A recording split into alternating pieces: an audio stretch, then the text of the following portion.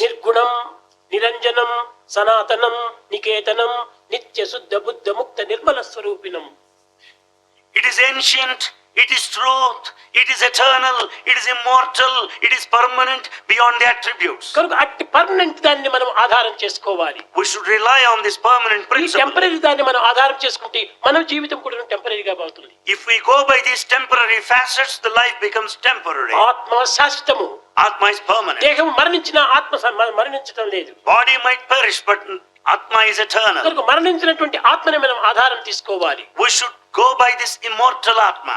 ఆధారం తీసుకున్నటువంటిది అది ఒక ఫండమెంటల్ దీనిగా తీసుకోవాలి. We should think of this Atma, the permanent basis, as the fundamental ఈ principle. ఫండమెంటల్ ఆధారం తీసుకున్నప్పుడే ఈ టెంపరరీ కూడాను పవిత్రమైపోతుంది. The fundamental principle as the basis will sanctify the temporary aspects.